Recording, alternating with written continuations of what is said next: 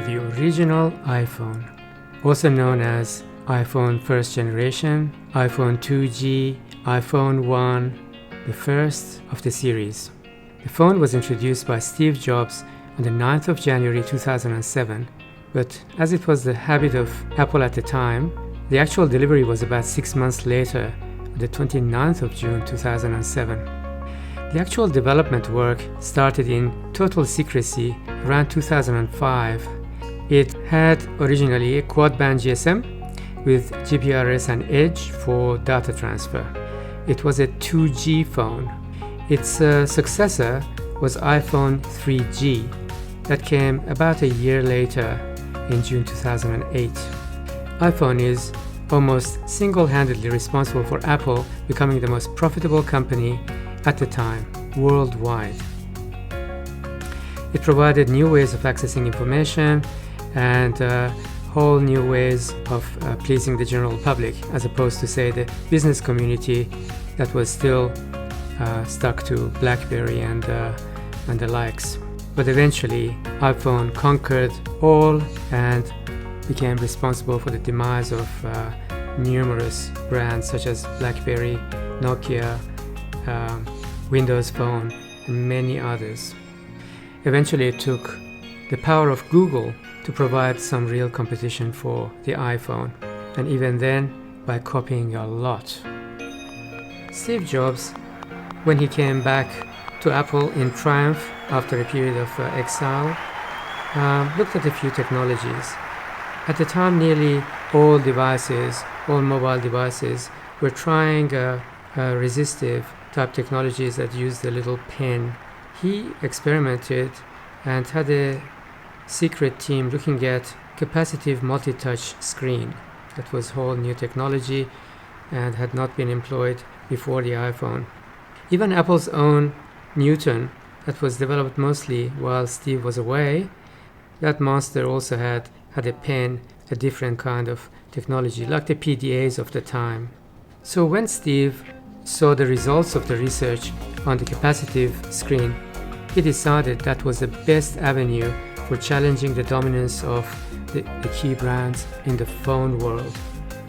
So all of this led to that crucial day on the 9th of January 2007 at the Macworld Conference in San Francisco, where Steve Jobs gave his historic speech.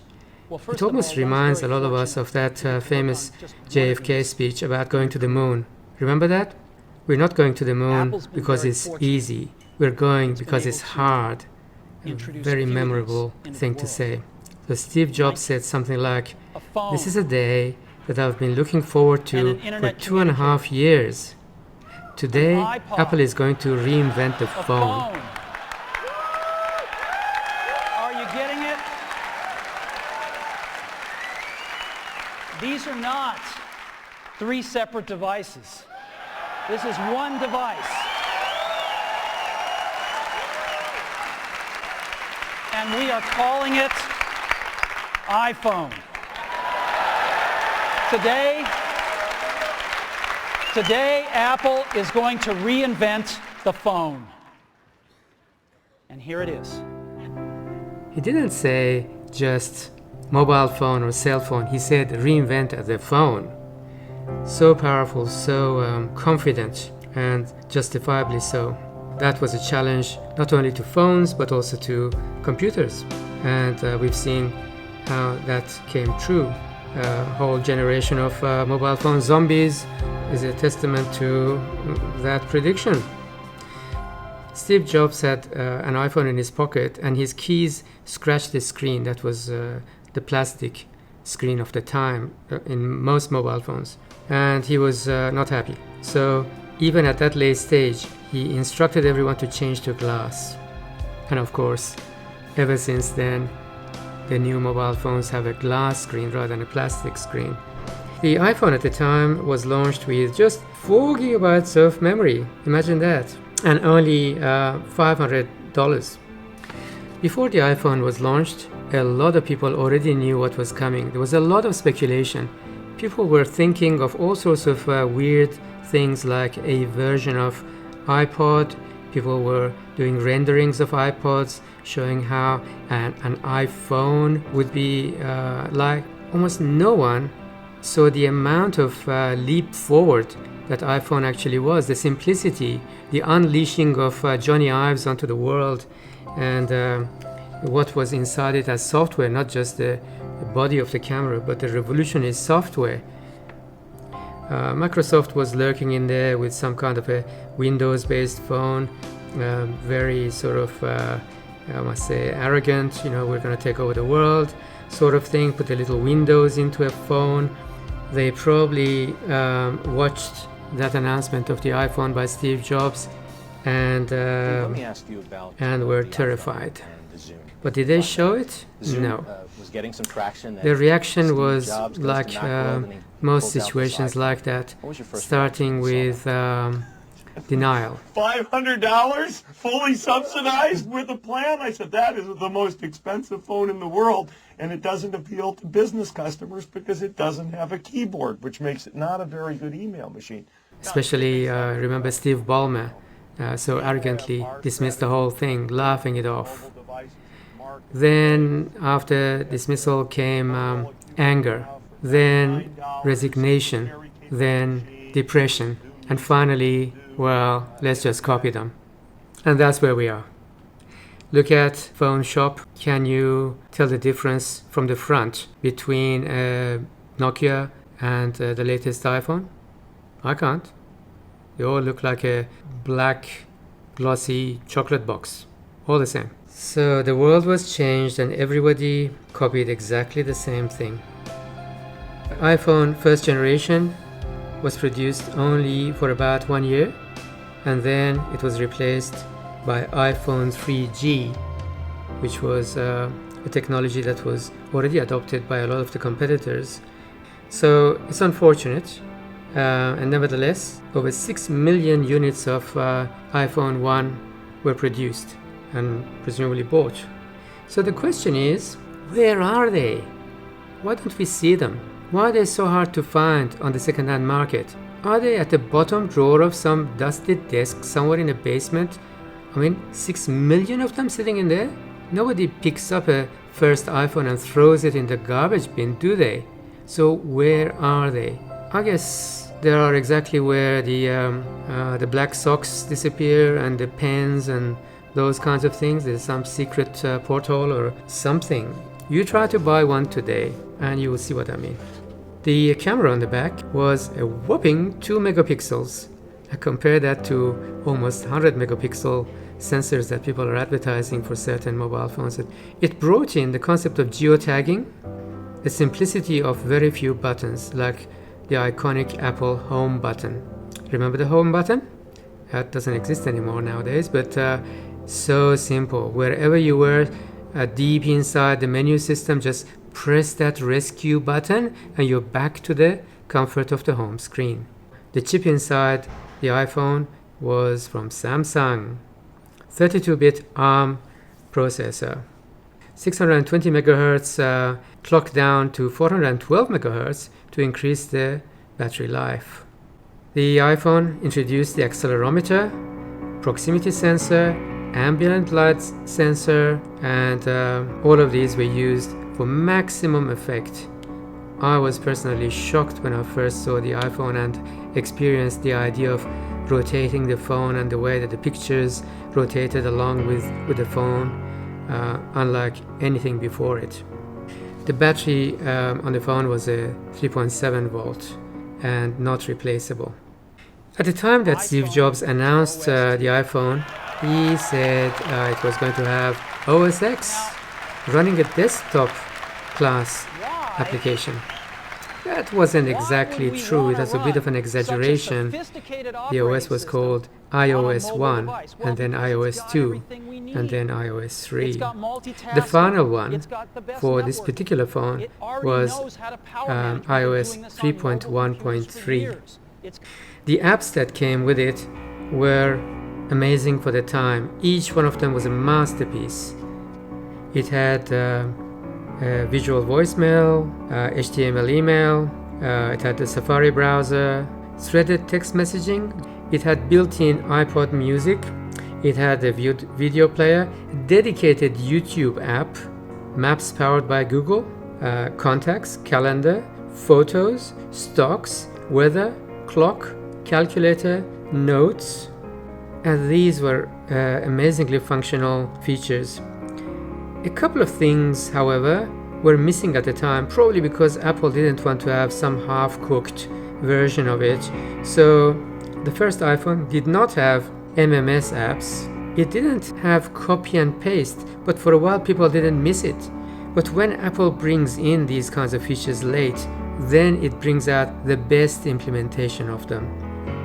It took until iOS 3 in 2009, which is almost exactly 2 years, that iPhone finally brought out the concept of copy and paste. This iPhone cannot be activated today, no matter what you do. Even if you get an old version of iTunes, get even an ancient Apple Mac or Windows of the time, you try your hardest, you cannot activate one of these phones. The only chance you have is if it was originally activated by someone, nobody's touched it, nobody's tried to update it or anything, and it has been in a drawer, and somehow the battery still works, then it is functional, except making a call, because there's no 2G network anymore. Let's have a look at this beautiful phone together. Oops, that will not do. I can't do this wearing a watch like this. Apple is all about style, so I'll be back with something else. A little longer than a few minutes later. Okay, I hope this is better. It's if Apple was to design a watch, it would be something like this, right? Beautifully proportioned, very handy, good to use with one hand. I much prefer this size, and so did Steve Jobs. Until he was alive, he did not want the phone to grow and grow and grow like all the competitors, starting with Samsung. He was adamant that you should be able to use it easily with one hand. Unfortunately, on that front, he was proven wrong, but in my mind, he was right. On the front, shockingly simple, with only one button. The Apple philosophy, it should just work. On the side, physical buttons for volume up and down. How easy is that? Top for up, bottom for down. This is the silencer, easy, mechanical, quick. Camera on the back, those were the days. A simple dot was the camera, and now you have a whole contraption with 4, 5, 6 cameras galore. It's a combination of aluminium here, quite soft. It gets scratchy very easily, and then a bit of plastic, presumably with antenna in it. At the top, I believe iPhone brought out the first implementation of a hidden drawer for the SIM card with something to stick into it and pops out. Everybody else has copied since. 3.5 millimeter physical jack, still sought after today, and the on button, which is different to the home button. Talking about this actually reminds me, why are we schizophrenic? 3.5 millimeters, yeah, okay, and we say that this is only about 12 millimeters thick, and then we're supposed to say this is 3.5 inches? Can't we make up our mind which measuring system we want to use? Anyway, I'm digressing. Quite thin as a phone at the time. Later on I'll show you what people were doing at the time.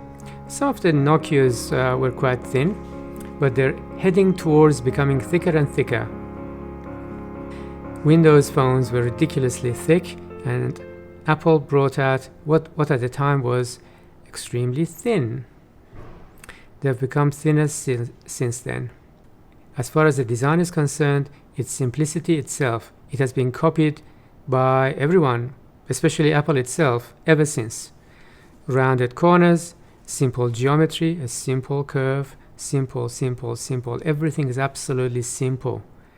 Almost disarmingly simple. No complexity. But you look at it and you wonder, how did they put this thing together?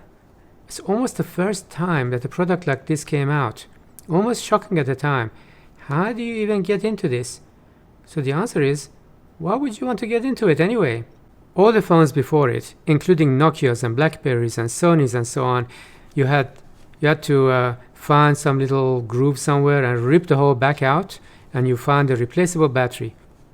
Apple bravely said, no. You're not going to change that battery. You have to bring it back here. We'll charge you several $100s. We might just change the battery for you. And that principle has been used ever since by almost everybody else. A bit after the introduction of this phone, Apple also tried to capture a market for cheaper devices for those who wanted all of those features, except they didn't want to make a call. I don't know why Apple thought that was a market, but then it brought out iPod Touch, which was thinner and had everything except SIM card. Had the apps, it had Wi-Fi connection, it had internet browsing, same look and feel and works the same way. Even had the camera, but no SIM card, only thinner. Now I don't think there was a huge market for that because the phone did the job of both. You needed a phone anyway, so the iPods eventually died a natural death in the hands of Apple, not in the hands of competitors. iPod Touch came in all sorts of varieties, including this highly scratchy stainless steel version. I think Apple gradually learned from all these things. The soft aluminium of first iPhone, all these scratchy stainless steel things, actually plastic worked. So when it came to the next generation after this one, this is iPhone 3G. The front is very similar, right? But the back, shiny plastic. Slightly thinner, only imperceptibly, but at least it had this nice shiny black or white glossy plastic rather than a scratchy aluminium. But this is a collector's item, much more than this. Now I know what you're thinking. Why doesn't he show us whether it works or not? Alright. Let's do it. We don't have just one of these. We have not one, not two, but three of these. Candidate number one. Let's have a look at this one. Oh dear. I don't know if you can see or not in the reflection. There are three big splotches on the screen over here.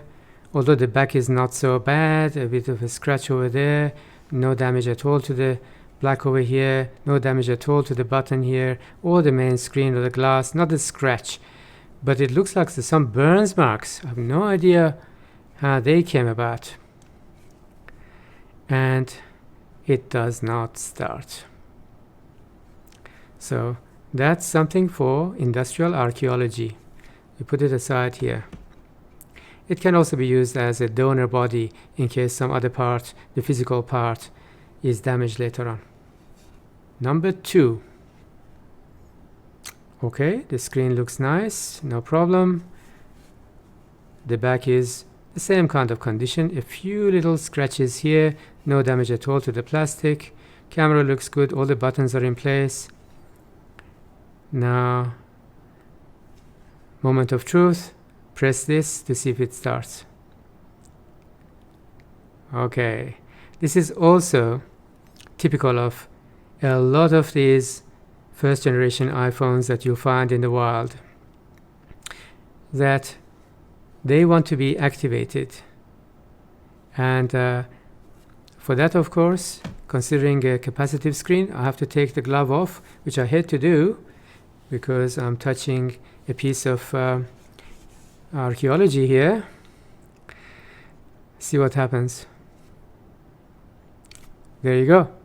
It is asking for a code. Do you think I know the code of someone in 2007? Of course not. So it won't start. So what you're supposed to do? You can put this in the recovery mode, connect it to iTunes. Then iTunes doesn't help you. Apple doesn't help you. So it is stuck in this mode forever. It works, the screen is perfect, no problem, and you cannot go past this. So that's number 2, set this aside. Again, it can be used as a donor body. Screen is perfect, the buttons are perfect, the body is great. Only the software lets us down. And that comes to the third and last one in the Tech Heritage Museum. The front is even more perfect than that one.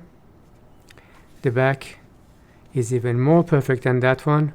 Hardly any scratch, a tiny scuff mark over there. No problem there, no problem with any of the buttons. Top, side, bottom, no problem. So, moment of truth.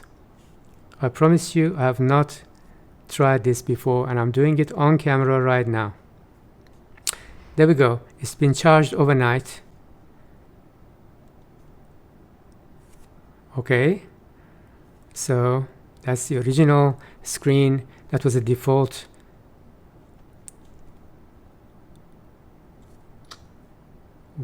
Voila. A working first generation iPhone. You try to find this anywhere. I've not tried any of these before, so I'll try a few of them. What should I try? I'll try the camera. How about that? Camera. That was slow.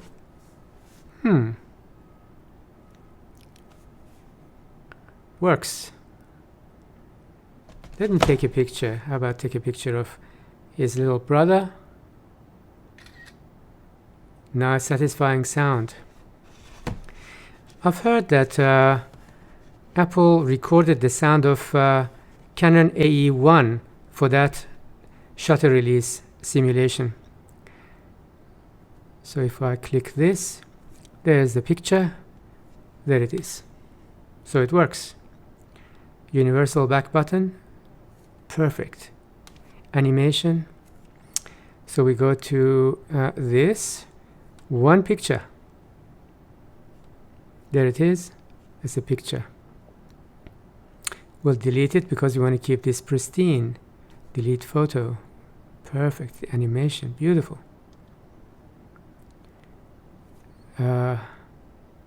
Beautiful calculator. Clock.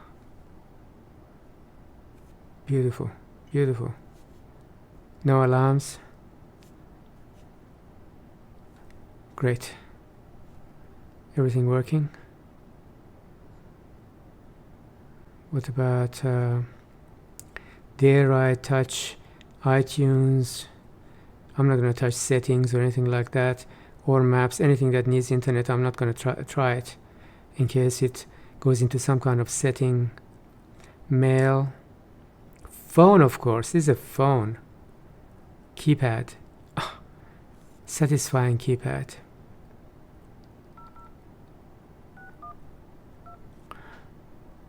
The back button. Remember the phones of the time didn't have a correction. You had to press C or something to clear it. Calendar. Beautiful. List, day, month.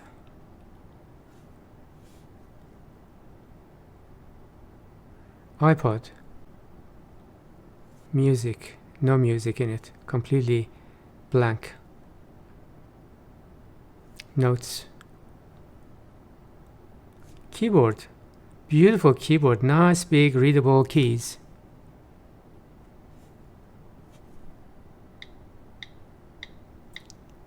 Satisfying clicky sound as well. You see the back button is in the app. Back to notes. No universal back button like in Android. That's it. YouTube. old-fashioned icon for it, like an old TV called the tube. SMS. And this was the threaded messaging.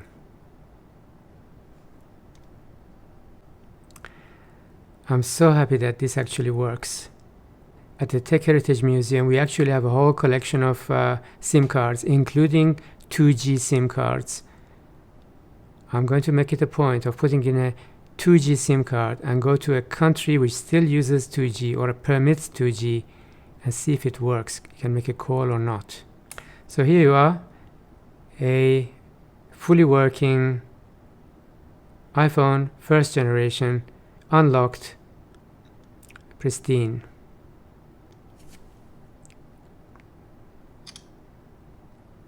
Now look at the other side of the coin. Look at the tragedy of this kind of technology. Something that single-handedly killed off massive competitors.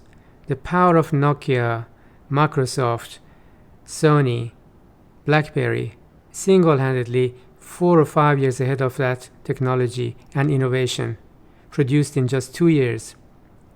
All of that power produced and delivered in 2007. A mere 16 years on, only 16 years, which is not even a nanosecond in the human history, you can barely make it work. Given another 5 years, you can't even make this one work because the battery will die and you can't get a battery for this. So given, say, 30 years from 2007, this will be just a paperweight, right? Isn't that tragic? So what is it? It's almost like some piece of antiquity you find in ancient Egypt and so on, and you wonder, how did that ever work? Because we can't get it to work now. That's going to happen in mere 30 years. Not from today, but from 2007. That's the tragedy of the kind of technology that has so much obsolescence. By contrast, here at the Tech Heritage Museum, we've been demonstrating 90-year-old bellows cameras, such as Agfa Billy, working absolutely perfectly today, 2023, 90 years on. And this beautiful piece of industrial archaeology barely hangs on to life. 2 of them are dead, 1 of them hanging on to life. Just a tragedy, but also a triumph. So this has a very proud cabinet in the Tech Heritage Museum, labeled as iPhone 2G, and it's now going back on the shelves.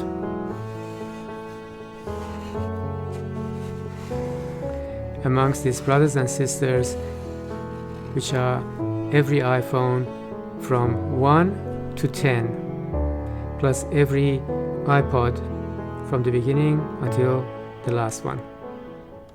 I'm now going to introduce you to the competitors, enemies, and frankly, slaughter victims. It doesn't mean that at the time there was a lack of innovation. Other manufacturers were innovating, but they were totally outclassed by Apple. For example, let's have a look at this one from the vaults of Tech Heritage Museum. BlackBerry. That's the battery, which we keep separate. Okay, it's a beautiful piece of machinery in every way. Replaceable battery, stainless steel frame, easy to use keyboard. It solved the navigation problem by having a pad here with a thumb operation. So again, with one hand you could go left, right, top, bottom, and so on. You didn't have to reach to click anything. It had the equivalent of a home button, physical buttons for the phone itself, send and hang up. So in its own way, in its own world, it was an amazing device. But of course, this could do everything that this did, only with style, with ease, and no need to read a 300-page manual. So this we put in the category of victim. Nokia was moving in this kind of direction. For example, this N80 and later N90 and so on. Quite a thick phone, that's its battery. Very good camera, sometimes from Carl Zeiss. Combining a lot of ideas together. A slider, so it looks simple. At the same time, it has a physical keyboard for the numbers. Front camera, back camera, okay. Great sound. Nokia had superb sound, relatively big screen, but then look, compared to this looks like prehistoric, doesn't it? Tiny screen compared to that. Even in this short form, lots of buttons, which this can live without. Why do you need those keys if you can have it on the screen? Thick in your pocket. So, naturally, it died soon after. Another victim. Motorola was innovating with amazingly thin phones, flip phone like this Razr, which to this day are highly sought after. A beautiful phone. Flat keyboard, good LCD screen, tiny in your pocket, battery lasts forever, and iconic design. Has not been improved upon in a flip phone to this day. But where are flip phones today? The big screen, the touch screen, killed even this innovation. So this is another slaughter victim. Sony was going in the area of miniaturization. Sony was a master of industrial design at the time, recall that? Anything coming out of Sony was the best of the best of the best in industrial design. Their phone attempt, quite thick. Physical keyboard, tiny screen, antenna sticking up. So, in a way, it's beautiful, but also tragic. It was so out of its depth. So behind its time. Another victim. Nokia had a scattergun approach. They moved in every possible direction, like these, typically called a communicator. Phone on one side, you open it up, it pretends to be a little laptop computer.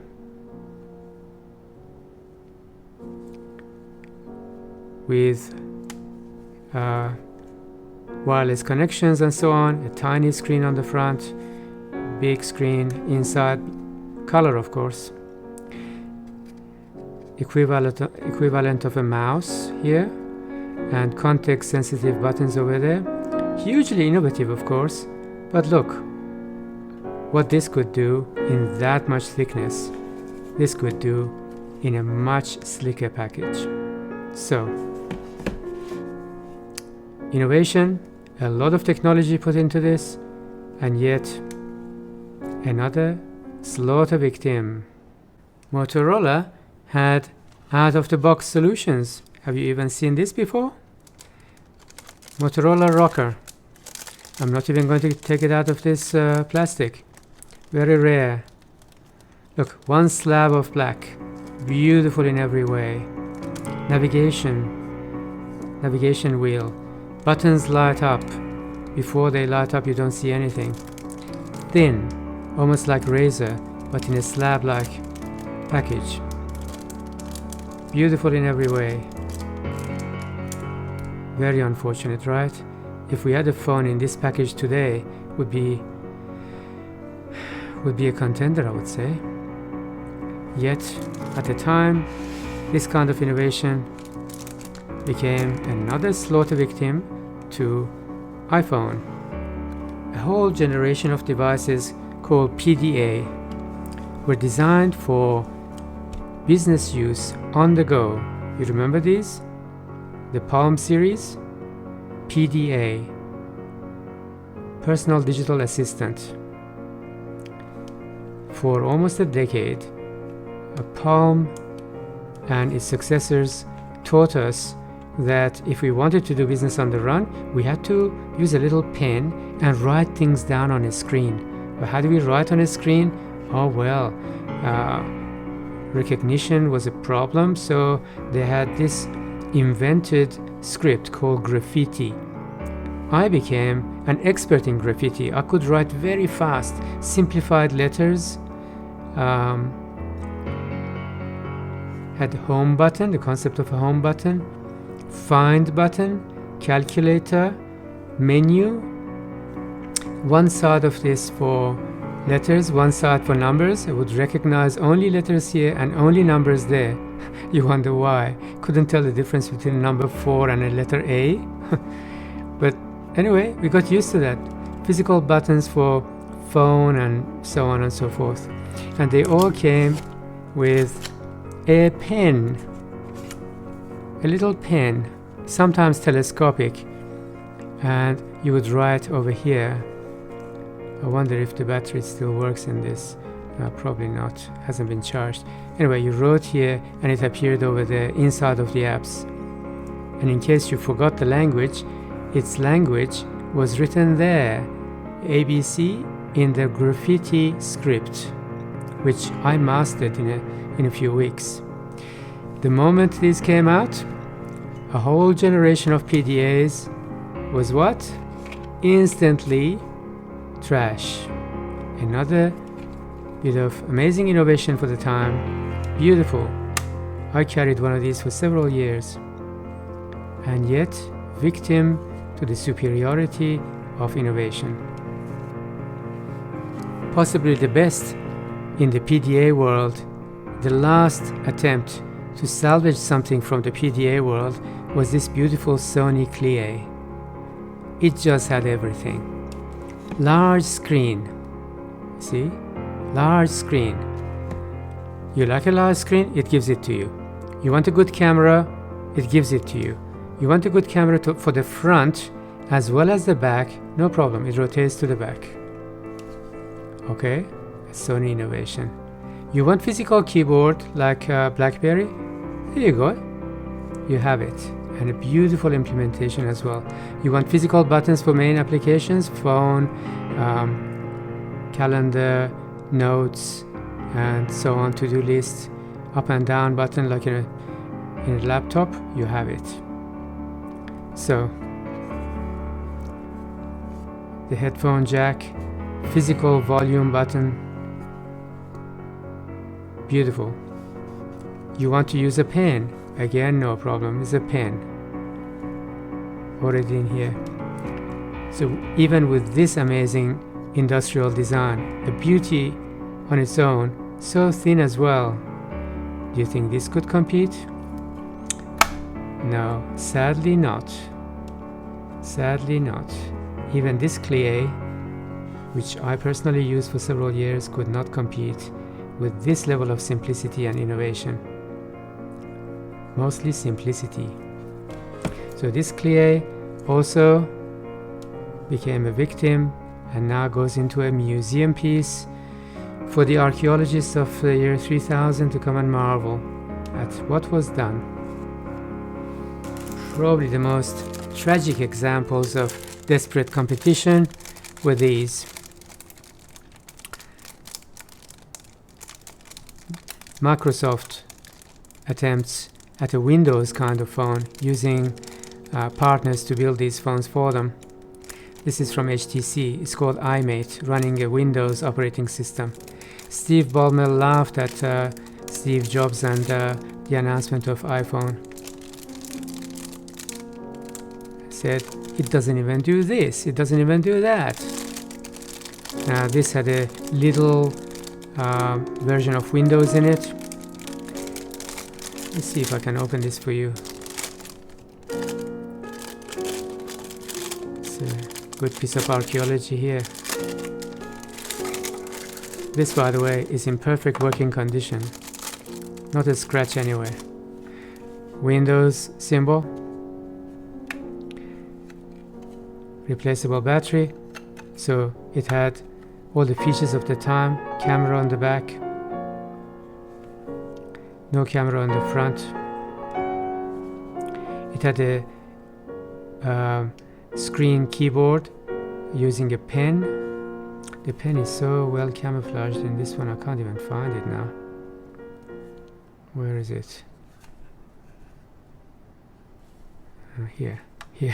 Well camouflaged. So tiny letters, menu drop down in the style of Windows. Drop down lots of big dialog boxes and select something and tick boxes and go and then cancel and this and that and that. Oh, it's a horrible experience. Absolutely horrible experience, I can tell you. And yet beautifully done, right? Beautiful industrial design. So signs of desperation. Very tragic. So naturally did not last very long. Put this away. Go to the next victim. Another beautiful but tragic attempt from HTC on behalf of O2. XDA, with XDA 1 and XDA 2 and so on, it's called Pocket PC. That means Windows, of course. Look at the thickness. Huge. Camera on the back. Huge battery to power it. Massive battery. It's basically a oil guzzler.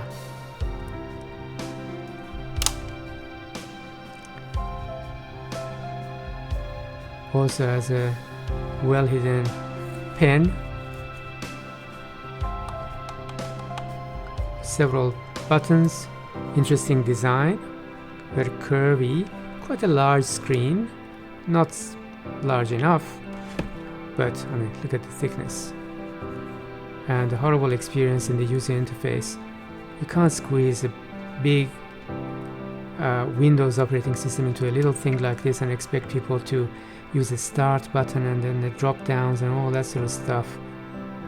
So when Steve Jobs came up with the idea of simple icons, click and go to the app. There's no close button as such. Click this and go back to the home. That means revolution. This was looking into the past. So this is a tragic attempt which is classified as slaughter again. Thank you very much. If you have any questions, please ask. If you have any comments, please provide in the comment section. If you make any corrections, it will appear in the comment section or in the description section. So please keep them coming. Watch the other videos from the Tech Heritage Museum, which come at the end of this video.